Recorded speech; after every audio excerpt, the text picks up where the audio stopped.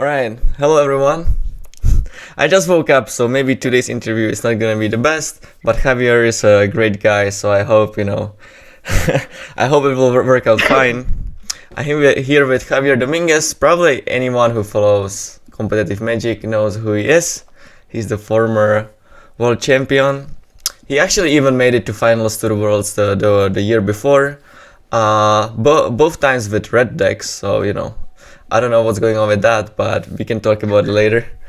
And he also won one of the big arena tournaments with Gruul. I think you were the only one who played Gruul in that tournament, right? It was like all Golos and Okos, and is that not true? I think there were like one or two other Gruul players, but the builds were quite different between each other. So yeah, I mean, I was the only one with that version. Mm-hmm.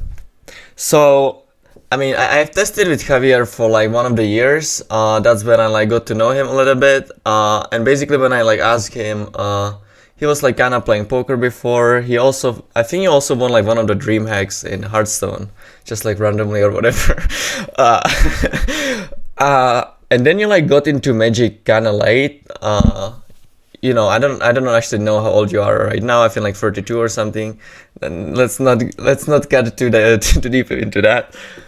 But even when I started playing Pro Tours, you weren't really on the Pro Tour yet, and then you kind of came in, and after 1 or 2 years, you just started crushing everything. So what happened there, man? Well, I played a lot of Magic when I was young. When you were drunk or young? No, young, okay. Sorry, not drunk. I think I started with 14 or so, and I played a lot until was 20-ish. No, more like 18. I got into the PT actually. Maybe I played 5 PTs or so.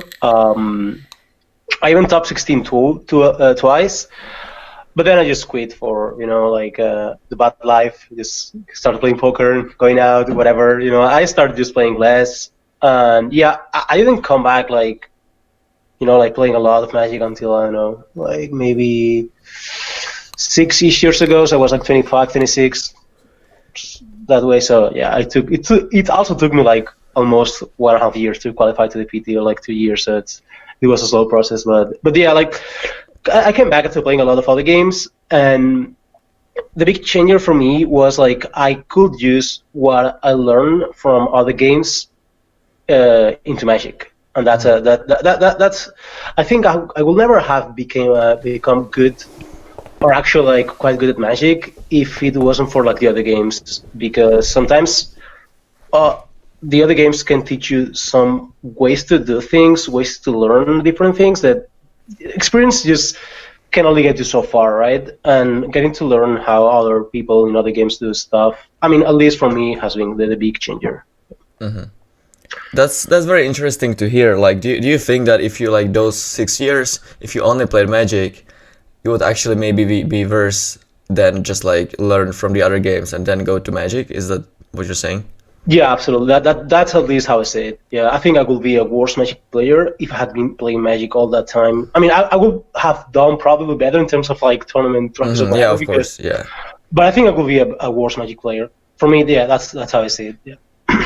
Is there one specific thing that you can think about that you can say as an example of something that you took from the other games?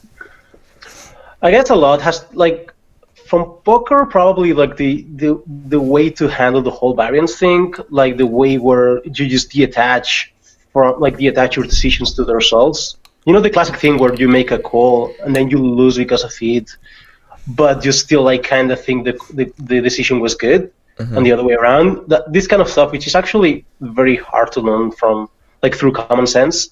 I think that's something you have to do if you play poker, right? That's needed. Yeah. So I think this kind of stuff, also the whole results, just not attaching yourself too much to what's going on in the battlefield, just try to play the best thing you can play. Mm-hmm. I think that's probably the biggest thing that helped me. Yeah. So you talk about the beginnings before even before the 6 years, But let's talk about like when you actually like came back, because I think that's like what interests the other people the most. What are the reasons that I talked to you about it briefly during the testing, and you kind of said that in poker you kind of realize that you will like never really reach the top, that like the really really best guys are just like way too good, like there's just like no way, but you could like see yourself becoming like one of the best in Magic. Is that like maybe the reason why you came back, or like what were the reasons that you like decided to go so hard on Magic? Well, the biggest reason why I came back was because I actually just love to play the game.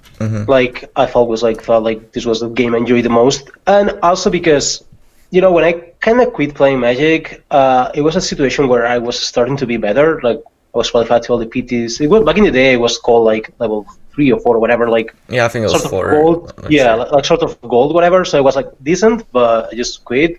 And you know, I had this kind of feeling of, well, I don't know if I could be good or not, but I kind of want to try and see where I can get, because I just love this game so much, and I really want to see how far I can go. And for me, it was this combination of these two things. Like this, it was something I wish I could have done before, but I just had to quit to focus on the other games. And then, so I just decided like this, like that was a good moment of my life. Like I didn't have to do anything else, so I just could focus on Magic. So it's like only Magic, and but the biggest thing is I just knew I will enjoy trying that. Like even if I just sort of failed or whatever, like if I just played for 2 or 3 years and never got into the PT, that still would be worth it, because I will just enjoy the whole ride, like just going to GPs, PTQs, whatever. So that was a big thing for me. When you talk to people who test with you, you even like kind of said it yourself in like the World Championship interview. People always say that you just like play a fucking lot, like a lot. But you know, no one really actually knows, because when you're home alone, no one like watches you, right? Like there is no one like standing behind you, like actually watching you whether you're actually playing so much or not. So I just wanted to ask about that. Like, are you just like playing Infinite all the time, or maybe during those 2 years when you were crushing super badly you were, but then it's not really sustainable for a long period of time? How is it? Now, lately, this last month, I've been playing a little bit less. But it is sustainable as long as you kind of like, as long as you feel like that's what you want to do. Because for me, it's not like it's not like a sacrifice or a. You just want to do that anyway. Yeah, like it's just like, well, I'm just doing what I want to be doing. So it's not. I also enjoy learning a lot. So I think for me, it's like it's fine to just do this for a lot of time. But that is true. Like I need some small breaks sometimes. By a break, I mean like a day or two, which might not sound like a big break, but it is. Like it is a break. So, yeah, I know, but no, it's fine.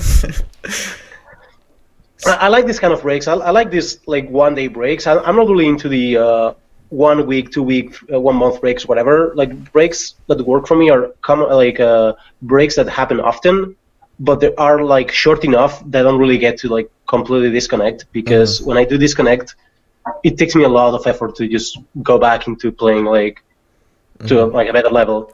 So yeah, for me it's not like it's never been like an issue to just play a lot. I just don't mind, you know, wake up, test. And, so the days that you play, are you just like playing the entire day, or like how many hours would you say that it is?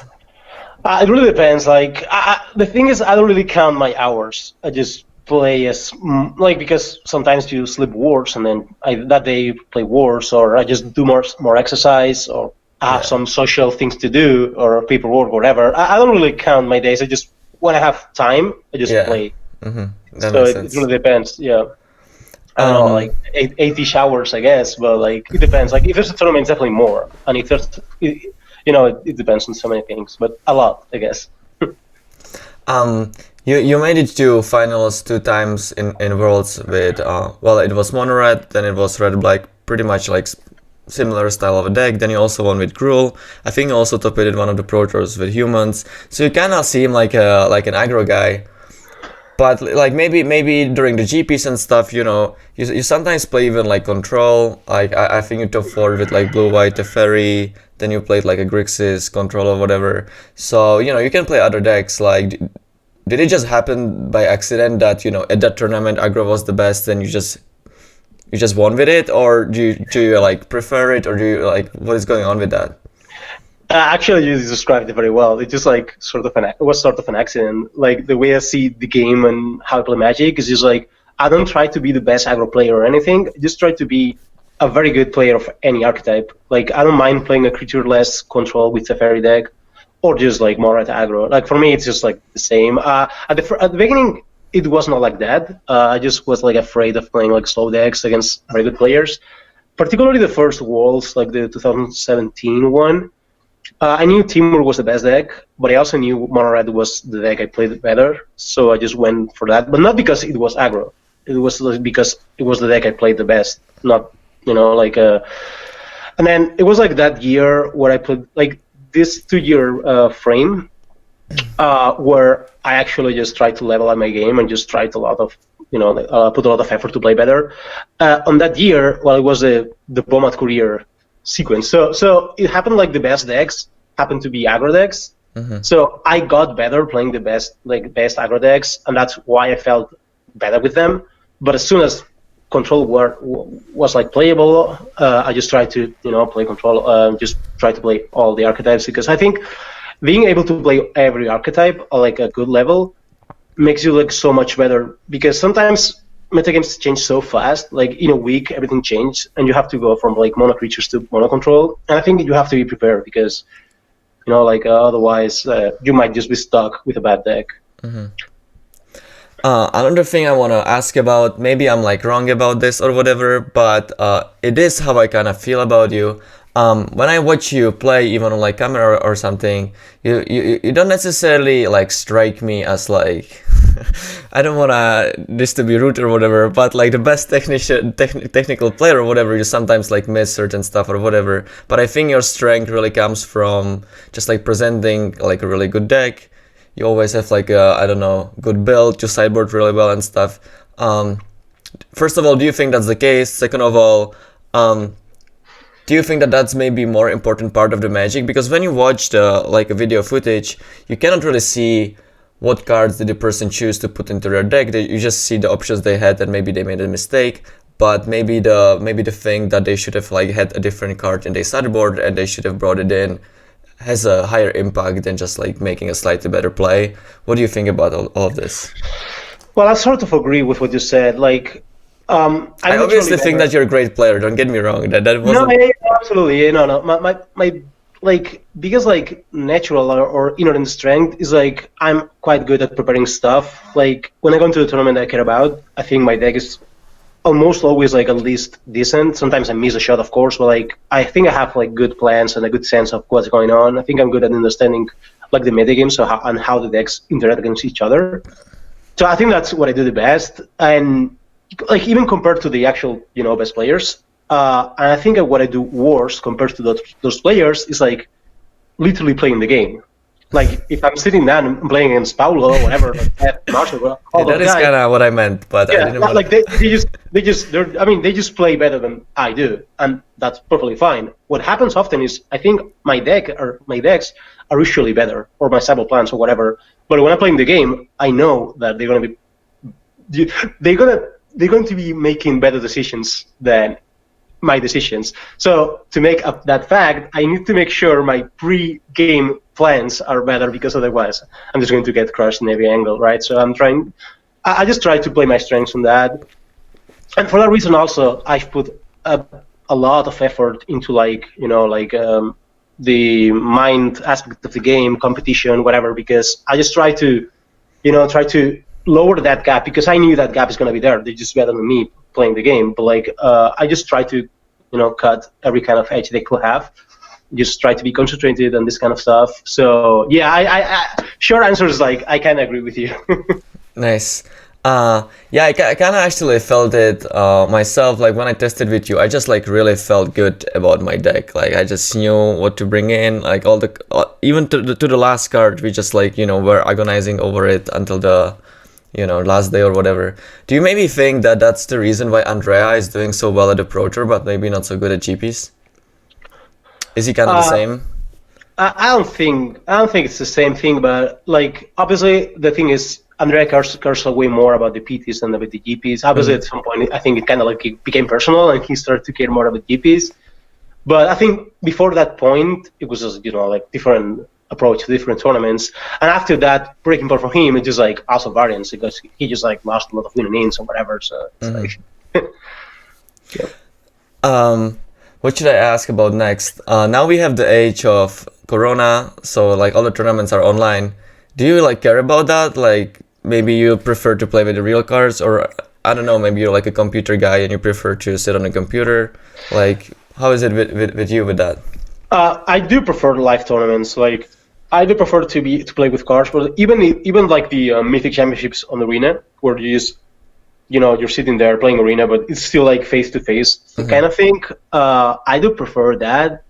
However, I also think like having to travel to the other side of the world is kind of a life cost. It's like super tiring and such. So for me, it would be better to have events as before, but only like very slightly, because like the logistic, like things the tournaments involve, like just getting there, spending a week there, money, just being super tired for 3 days after you come back, jet lag, all these kind of things are very like they matter to me a lot. So I would say like I will only slightly prefer those events, even though like once I'm there, they're just like a whole different thing. I just don't get the same, Was it always the case that like you kinda don't like to travel because it's like tiring and stuff? Or maybe when you were younger and you were going to like States for the first time, it was awesome, but over the time you get kind of used to it and you would prefer to be home?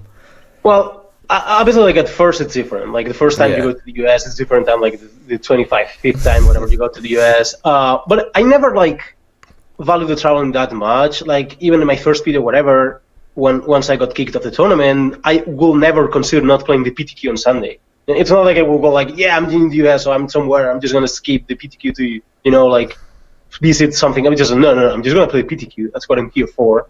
And then if I bust the PTQ, then I'm gonna go visit things. But Magic is gonna be like my first priority in this trip. So I guess I was never like the like super lover of the traveling, even though like of course I had a lot of adventures and it was like fun times. But yeah, so somewhere in the middle, I guess. I think we talked for enough. Maybe there's still something you would like to say, or like I missed something important that I didn't ask about. But I don't want to make it like too long, because if people click on the video, it's like 40 minutes. No one wants to watch. So okay, it's good to you. Up to you. All right. Thank you very much for your time. Okay, thank you, Petr. If you guys like the video, please click on the like and subscribe button. And bye bye. Thank you. Bye bye.